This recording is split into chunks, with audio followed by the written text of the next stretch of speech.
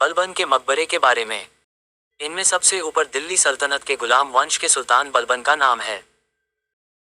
पहली बार बलबन को गुलाम बनाकर भारत लाया गया जब शमसुद्दीन अल्तमश भारत के शहंशाह थे। महरौली में कुतुब मीनार के पीछे बलबन का मकबरा है। इसे बलबन ने अपने जीवन काल में बनवाया था। इसे वो दारुल अमन यानी इंसाफ का दरवाजा कहता था।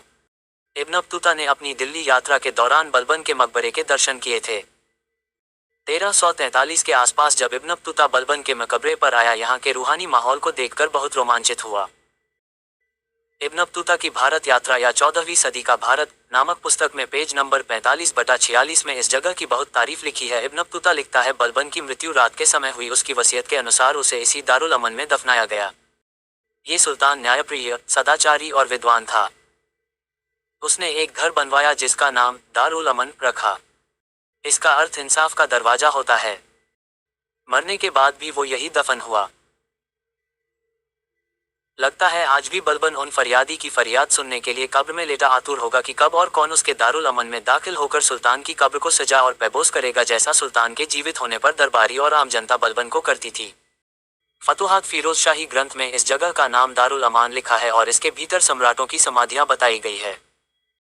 फिरोज शाह ने इसकी मरम्मत करवाकर दरवाजे पर चंदन के किवाड़ लगवाए थे। सर सैयद के आसारुस्नादीद में इस जगह की स्थिति महकौफ साहब की कोठी के पास मौलाना जमाली की मस्जिद के नजदीक खंडहरों में बताई गई है। अंग्रेजों के दौर में यहाँ की टूटी इमारत का कुछ पत्थर नवाब लखनऊ उठाकर ले गए और कुछ शाहजहानाबाद के अमीर के घरों की शोभा बढ़ा रहा है। फिलहाल यहाँ केवल टूटा खंडहर और चूने का ढेर है। इस स्थान से उसे खास लगाव था। उसके बेटे सुल्तान मोहम्मद की समाधि भी यही है। अपने बड़े बेटे से बेपनाह मोहब्बत करने वाले सुल्तान की रूह आज भी इस वीरान इलाके में भटक रही है। तभी ये स्थान दिल्ली की सबसे खौफनाक इमारतों में शुमार है, जहां दिन के उजाले में भी कोई आने की हिम्मत नहीं करता। शाम होते ही सन्नाटा पसर जाता है। ये स्थान कुतुब मीनार के पिछले हिस्से में मौलाना जमाली कमाली की रहस्यमयी मस्जिद के ठीक सामने कब्रस्तान में अपने पुराने वैभव की ऐतिहासिक यादों को संजोए वर्तमान की बदहाली पर आंसू बहा रहा है। एक जमाने में इसमें दाखिल होने वाले को किसी भी तरह खुश होकर भेजा जाता था। वो कभी भी बलबन के जीते जी यहाँ से खाली हाथ नहीं गया। आज उसी बलबन की समाधि अपनी बेबसी पर आंसू बहा रही है। इस लेख के लेखक जावेद शाह खजराना ने भी इस स्थान का दर्शन किया है। यह इमारत भारत में शुद्ध लाल पत्थरों से निर्मित तुर्की वास्तुकला शैली का पहला मकबरा माना जाता है।